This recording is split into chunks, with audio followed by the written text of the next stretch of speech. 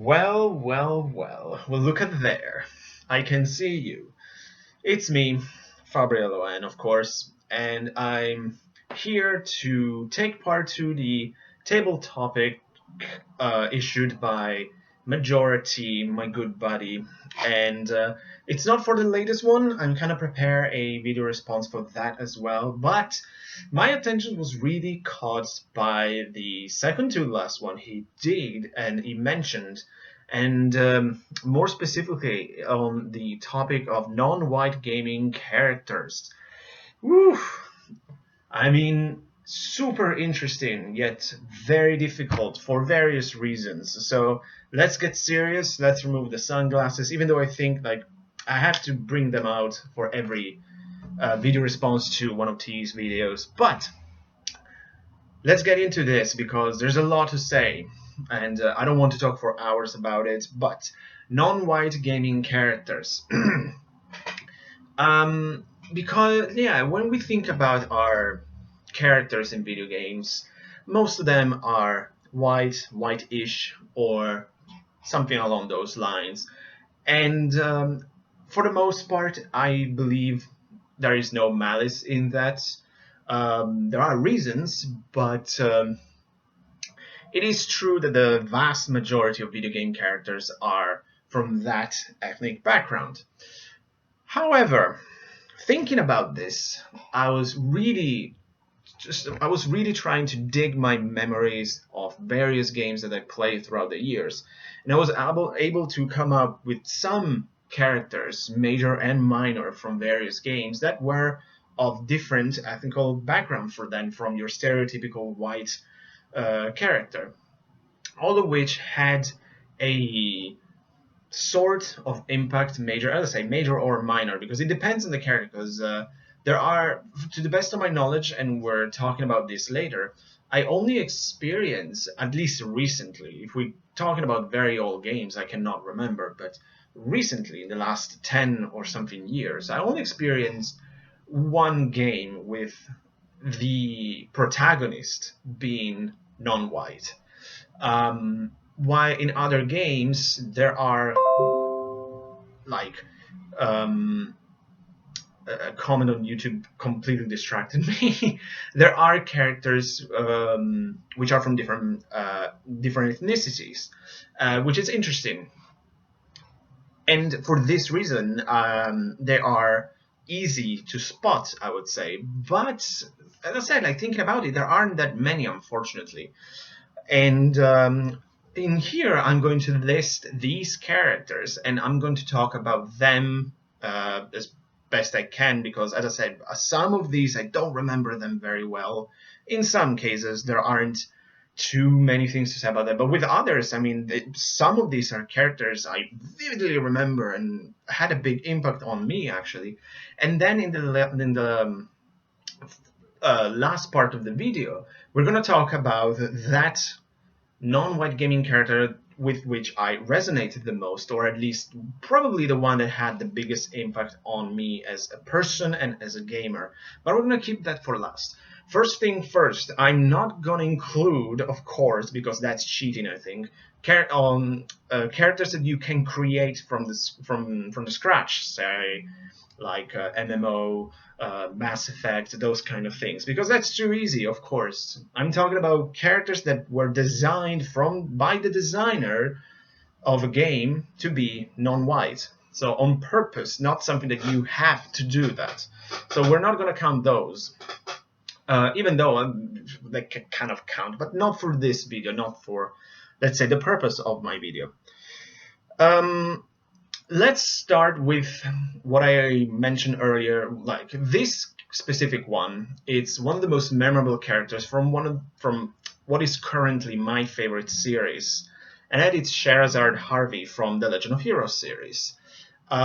She was part of my top 12 RPG girls, of course. She's in a very high position because for various reasons. She is an amazingly well-developed character. She has a fundamental role in Legend of Trails in the Skies trilogy, and she's coming back in the Cold Steel games in Trails of Cold Steel 4. Very excited for that, of course, to see her with this new graphical engine. And as I say, she's a majorly important character, and she is, I think, the only non-white character in that cast with all the massive number of characters. I think she's the only one non-white, so that was already interesting the first moment I played Trails in the Sky. But other than that, of course, as you play the game, you discover, wow, she is an amazingly well-developed character. She's a very interesting one. I really like her personality. I love her looks and all of that. As a one of the most memorable characters to me.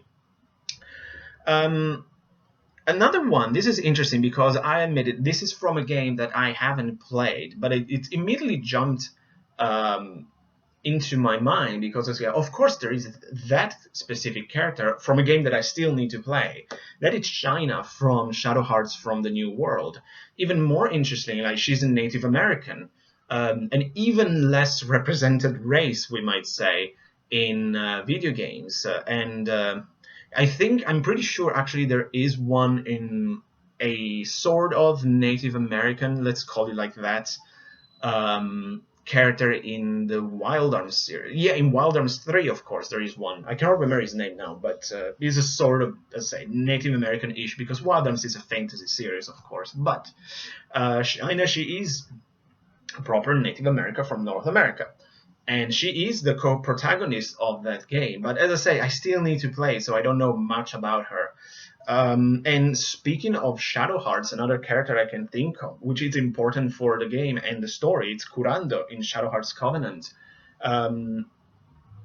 He is connected with Yuri for story reasons, as you will discover whenever you play the game, and he's Japanese, so he's technically non-white, even though maybe on the PS2 color palette it is a bit whiter than it should be, but details. So it's a 100% Japanese. He's like dressed as a samurai with a katana and all of that in World War One period. Really cool character.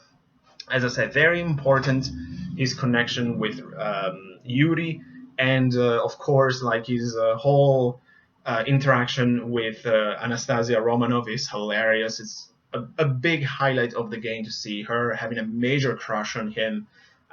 Fantastic stuff. Another couple of dark-skinned characters, very memorable ones, actually. Definitely, I hope the names are correct because I haven't played this game in a long time, but Maya and Mina from Dragon Quest IV, Chapters of the Chosens. They are, as I say, two of the most memorable characters from that game. Certainly, they're more memorable than the hero, primarily because they have a very interesting story for Dragon Quest standards, of course. Since they are these two sisters traveling the world to avenge their murdered father.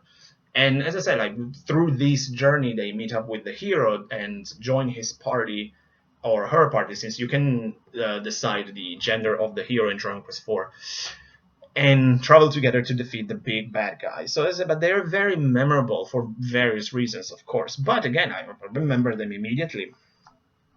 This is an interesting one for kind of the wrong reasons to me. But again, it immediately popped into my mind, and he's an important character in this game, and that it's Jacob Taylor from Mass Effect 2 and 3. Unfortunately, he's kind of like my least favorite character from the series, simply because I didn't find him interesting as a character. I mean, he has his backstory with his issues with his father and all of that, but as I said, like he's not as interesting as other very memorable characters from the Mass Effect universe. And in Mass Effect 3, unfortunately, he suffered the same thing that happened to Miranda. And Miranda, of course, she's one of the best characters in Mass Effect 2. Super memorable. In Mass Effect 3, I was like, what happened to both of them, actually, especially Miranda, because she was so memorable. But yeah, Jacob, again, this spatial agent from Cerberus, and again, it's kind of one of the first characters you encounter in Mass Effect 2, and he plays an important role in that game. Then it's mostly up to you to form up your squad and all of that, but Jacob is always there, is an intrinsical part of Mass Effect 2 especially, so definitely a memorable character.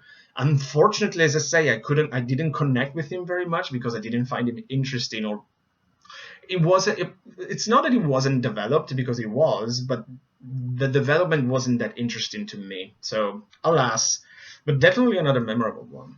This we're moving for a bit more into secondary, even tertiary characters, I'm afraid. But again, these I remember them vividly. I just have to look for their names because they're not main characters. They're very secondary, but they're there.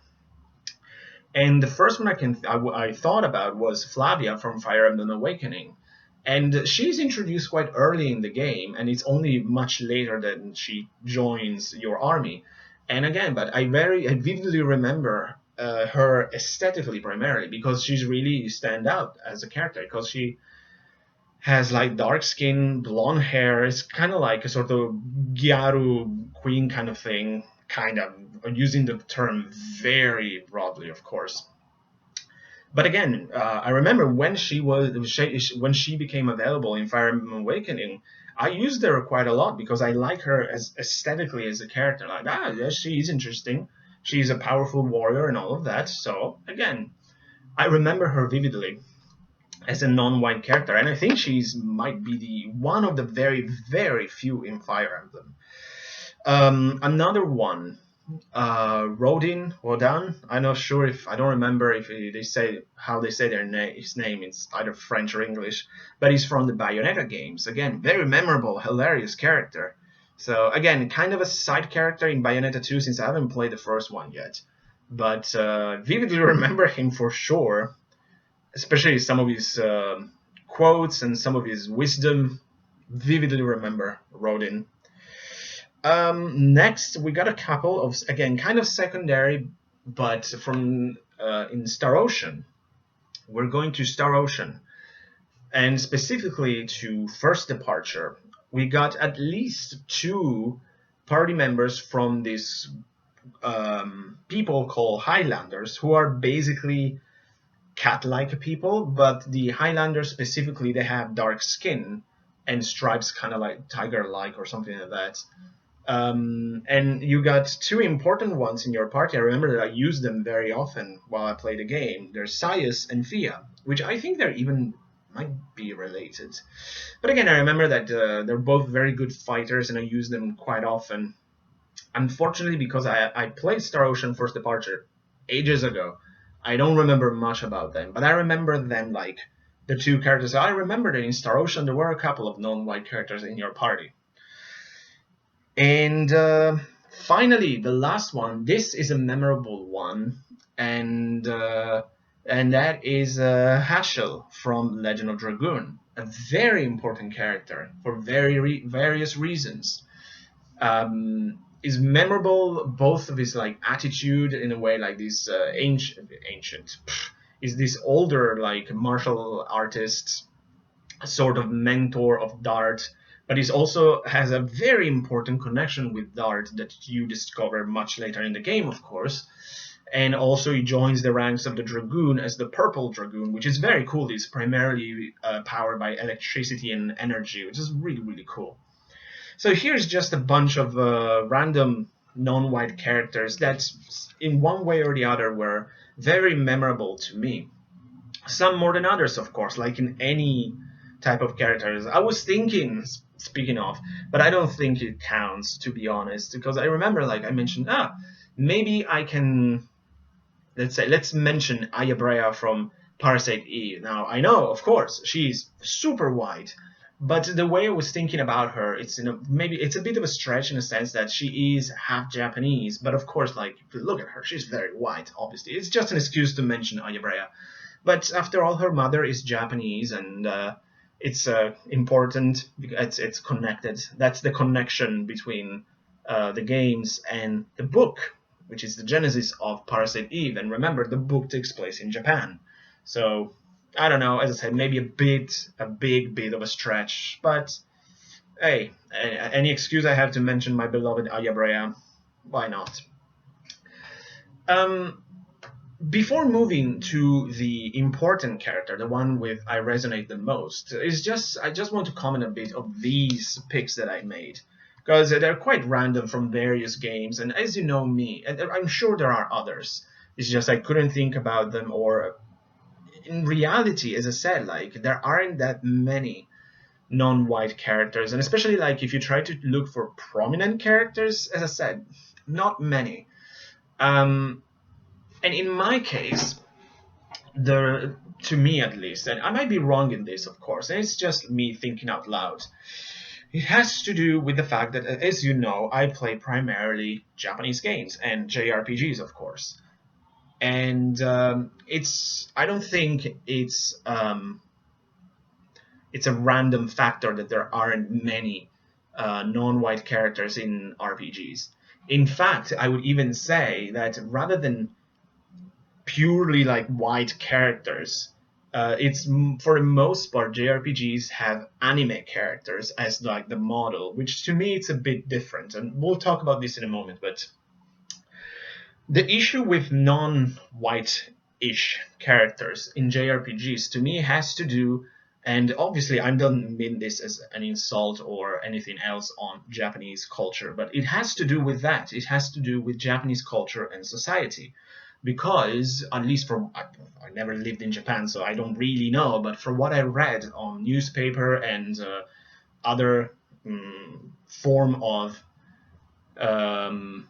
news and academia and stuff like that, Japan is an extremely closed society. It's it's one of the closest places to immigration on Earth. So they don't have, let's call it, access to people from different backgrounds. I think Japan is like 99.9% made up of ethnically Japanese, because the country is so close to immigration. Let's move to the final part of the video, and that is the non-white character that resonate with me the most. And it's none of the characters I mentioned before on purpose, of course, because that's the first one that has to come to mind, I think, because it's one of the very few non-white protagonists I can think of.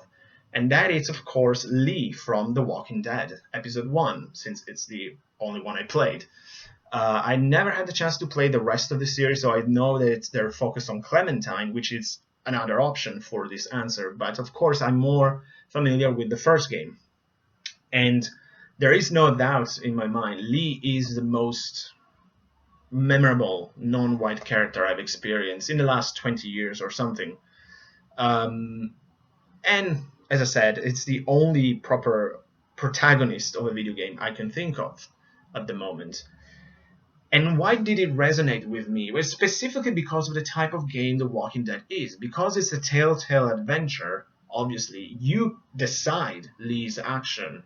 So throughout the game, there are plenty of fork roads here and there, and it's up to you to decide if you go, simplifying of course, but if you go left or right. But it's more up to do with moral decisions and stuff like that, as you know. But for that reason, though, it resonates better because of that. It's your actions through those of Lee's, if it makes sense. At least that's to me.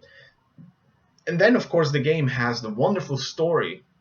If I remember correctly, there is a sort of story of redemption for Lee proper through his actions, and especially through his relationship with Clementine, and especially the wonderful father-daughter relationship that the two develop that leads to the ultimate sacrifice at the end of the game, which is one of the greatest sacrifices in video game history. Absolutely memorable. And a bit of a spoiler, I guess, but it's properly, I would say, like the cherry on top of this amazing cake that is the character of Lee. I wouldn't have done it any other way, of course. It's a bit of a bummer to have the main character dying, but to die like that, of course in a narrative context, I would say, is absolutely brilliant. So that's it, I guess. Definitely let me know what you think. I saw on T's video there's plenty of comments. But what you think about my list, what you think about this topic, as I say, it's so interesting yet so hard, and I was able to think of only 10 characters, as I say, for various reasons. So thanks so much for watching, guys. I'll see you next time, and of course, like always, take care.